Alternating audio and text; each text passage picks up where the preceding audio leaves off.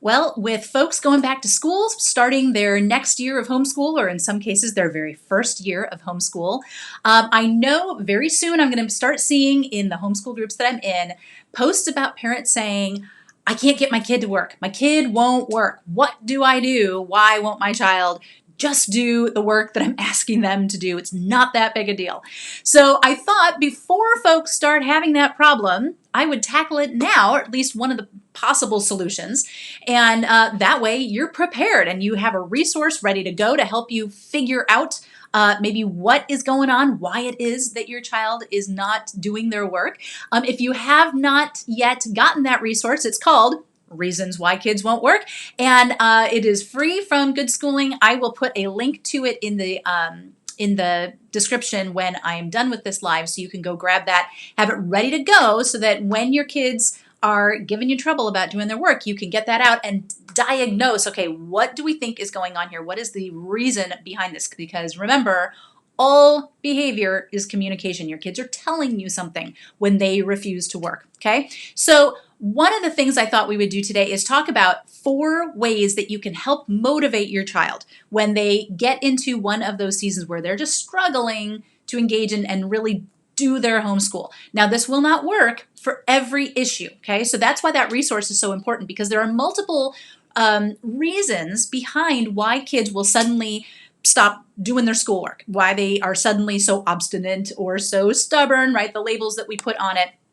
There are reasons for that. And 99 times out of 100, it is not just because they're trying to tick you off, okay? That is virtually never the reason why. So for some of the reasons, however, these 4 approaches, these 4 tools can help kind of get your kids back in line. And they don't have to all be used, but the more of them that you use, chances are, depending on, again, on the reason why they're not working, the better it is, that they're more likely it is that they are going to start coming back on board with you. So the first thing is to give them some control.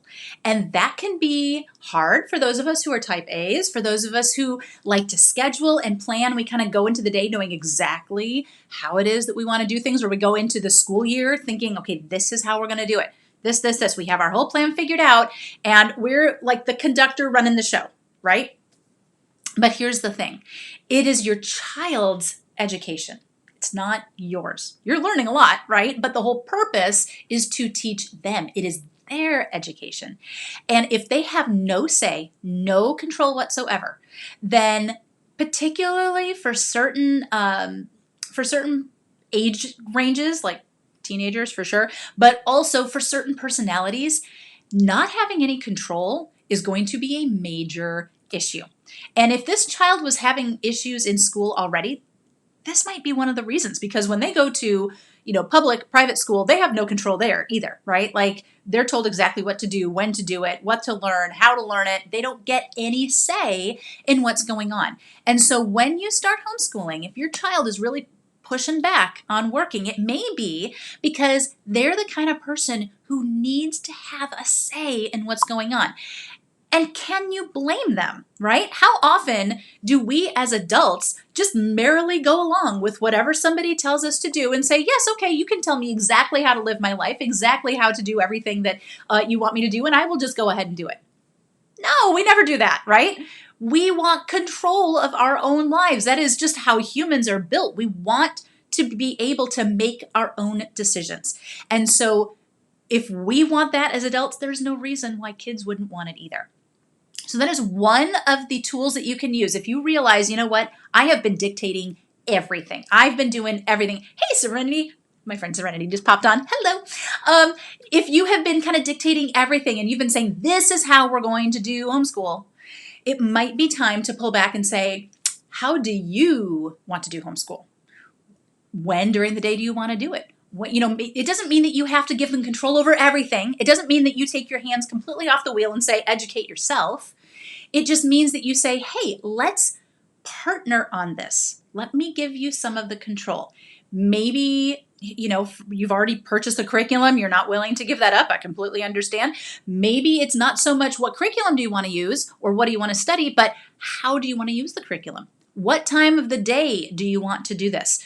Do you want to talk through the worksheets, or do you want to actually write them? Okay. There are lots of different ways that you can use curriculum. And if you've been watching me for very long, you know that one of the things I always say is that you are the boss, right? Not the curriculum. You can choose to use that curriculum however you want to. So you can give your kids some control over how they're using it, when they're using it, what they're doing with it, how long you're spending on things. Just look for ways that you can completely turn over portions of your homeschooling to your kids to run if they're giving you this trouble, because that could very well be part of the problem. They just need to feel like they are part of this and not like their education is just kind of being thrown at them, right?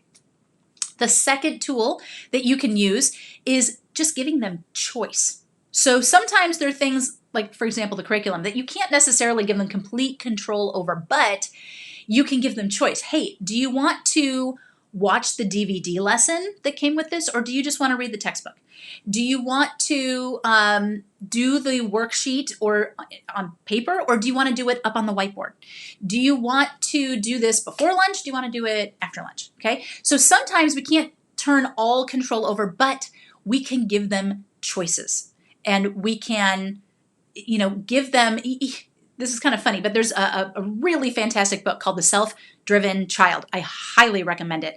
And one of the things he talked about is the illusion of control. Even if you have the illusion of being in control, that's just as good, basically, as actually having control. And do we not do this when our kids are toddlers? We do it all the time, right? Do you want the blue sippy cup or the red sippy cup? Do you want to wear your green jacket or your blue jacket, right? We give them choices because we know that if we just let them have complete control, it's overwhelming and they shut down or they have massive tantrums, right? So we give them choices, and it makes those little 2 and 3-year-olds feel like they have some control over their lives. Okay, we need to keep doing that. As they get older, it doesn't necessarily mean that they are totally fine having all the options. Sometimes kids can't handle all the options. But if you just give them some choices, now it feels a little better, right?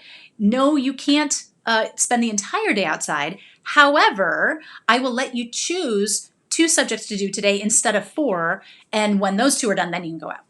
Okay, so just giving choices gives them a little bit of control. So if you can't give them all the control over something, giving them choices gives them a little bit of control, right? The third tool in your toolbox is harnessing the relevant. How often do we as adults allow somebody to just talk at us for like 40 minutes about something we have zero interest in whatsoever, that has absolutely no relevance to us, and then we be okay with that? Like, we don't do that, right?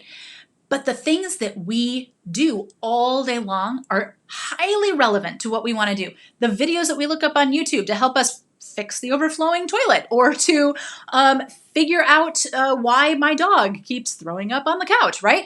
We research and we learn on our own all the time stuff that is relevant to our lives. Kids, again, they're no different.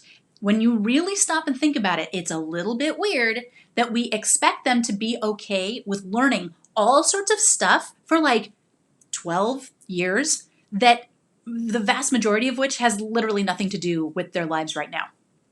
Like, when else in your life would you ever do that? Why do we think that they should just be okay with that? Like, in a lot of ways, that kind of doesn't make any sense, right? So if you have one of these kids who really pushes back, it's very possible that they're one of those personalities that needs to see the relevance. This was fun story. This was absolutely my brother. My brother, wicked smart. Okay, the guy now teaches.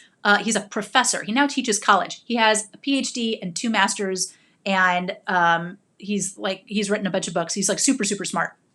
He would have failed out of high school if my parents had not told him that he had to maintain a C average in order to play sports. He played volleyball, and in order to be allowed to have a car. So that was the only reason that he managed to maintain a C average. Not because he wasn't smart, not because he was not, capable. He did not see the relevance of anything that he had to learn in high school. He's like, why do I have to take a foreign language? I'm not going anywhere. And if I'm going somewhere, I'll learn it then. There's an idea. Waiting until something is relevant to actually learn it. Why do I have to learn geometry? I don't build stuff. I'm not doing, he always had a comeback for everything. Why do I have to learn this? This has no relevance to my life. And he pushed and he pushed and he pushed until he managed to get out of high school with that C average. And then he found something he was passionate about. And in order to do it, he had to go to college. And he managed, still not sure how he did this, managed to get himself into college with that C average and then go on to be absolutely amazing in school because everything he was learning was relevant to what he wanted to do. Kids are no different. Young kids, big kids, when they're younger, they're kind of open to learning all sorts of stuff because everything is new and exciting. But the older they get, the more savvy they get to the fact that some of this stuff, I don't even understand why anybody would ever need to know this. Okay. So working with your child to figure out what are they interested in, right? What do they think is relevant? What things are drawing their attention? What's going on in the world around them right now? And then leveraging those things to teach them what they need to know or what you want them to learn. That's how you harness the relevant. So again, there are certain personalities, if they're anything like my brother, they are going to push and push and push when you tell them, well, you just need to know this because it's just something you need to know. Why? Those are the kids that never stop asking why. Why? Why do I need to know this? And we as parents need to make sure that we are constantly deschooling ourselves and asking ourselves that very same question. Why am I forcing you to learn this? Why is this so important? If you can't come up with a good reason other than this is just what you're supposed to learn when you're in high school, that's not a good reason. There has to be a true relevant to life reason why they need this information. It might not be relevant to their life right now, okay? But you need to show them what the relevance is eventually. And then you also have to ask yourself, if it's not relevant right now and it won't be relevant until later, then why do they have to learn it now? Can't they just learn it later? Okay, things to think about. All right, the fourth tool that you have, making a safe space for failure. How many of us would be willing to put ourselves out there and try new things if we knew that everyone around us was going to criticize us if we failed? We wouldn't do it, right? When we are asking our kids to learn new skills, if they do not feel like they are in a safe space to screw up when they are trying to master this new thing, then they are not going to try at all. And can you blame them? I wouldn't either, right? So if you, and this can be hard because it means having to take a really raw, authentic, honest look at yourself and figure out, is this how I am? Do I tend to always point out the negative? Do I always tend to point out what they did wrong? Do I always tend to say things like, you need to work harder, or you should have gotten this, or come on, you know this stuff? Okay. If that tends to be the kind of thing that you say, then chances are at some point your child's going to stop trying because they don't want to keep getting knocked down. So think about how often you compliment, or at least even just point out the right stuff. As you're correcting their math, do you automatically go to the wrong thing? You did this wrong. You screwed this up. You did this part wrong. Instead of saying, okay, let's start at the beginning. Okay, you set this up right. Good job. You did this. Good, good. Aha, I think I found the problem. Do you see it here? Can you figure out what it is where you went wrong? And they either say yes or no. And if they say no, you say, okay, so you did blah, blah, blah. And I think I know why. It's because of this. But what you actually want to do is this. You don't have to say anything about you weren't paying attention, or you should have known this, or this was easy. Why did you even make this mistake? Okay. There are things that sometimes just kind of pop out of our mouths. And if that's the kind of thing that you were raised with, if that was what was put into your own head, how, we as adults start talking just like our parents talk to us quite often, right? So think about how you tend to approach your child when they don't do as well as you think that they should, and ask yourself if maybe it is your own response that is causing them to shut down and not want to keep trying. So those are 4 different tools that you can use: giving them control, giving them choice, harnessing the relevant, and making a safe space for failure. And like I said, they're not going to work for every reason why kids start pushing back against work, but there are certain reasons why they do that these will help with. And like I said, if you haven't yet downloaded that resource, it's free. It's just one page. So it's one of those things that is great to kind of print out and put in your planner, because then, when you get to like October, November, or March or whatever, and suddenly your child is just refusing, you can go, okay, wait a minute. I have something that can help us. Whip that thing out and start trying to diagnose, okay, where's the breakdown? Where's the problem? Because until you know what the underlying cause is, you can't fix it. These tools, write these down and on a sticky note and put it on that, so that depending on, which issue it is, you can say, it's this one, and I've got tools already. This is what I think we need to try. And if it's not those, and you're not quite sure how you're supposed to deal with the issue, that's when you come join us in Exploring Homeschool, if you're not already there. And if you're there, that's when you post in the group and say, okay, I'm working with my kid and he is just not, I'm trying to, and he's not working. I think it's this reason, but I don't know what to do. And that's also when you maybe consider joining us in Confident Homeschooler, because then I can work with you one-on-one so that we can not just pinpoint the issue, but we can start tweaking. Maybe it has something to do with your curriculum. Maybe it has to do with your approach. Maybe it has to do with how you're implementing, right? And so we can troubleshoot and we can nail that down, and then I can help you figure out what the best way to resolve that is going to be so that you guys can keep moving forward. All right, I hope that was helpful. Thank you so much for joining me today. Hope you guys are having a great week, and I will talk to you again soon. Take care. Bye.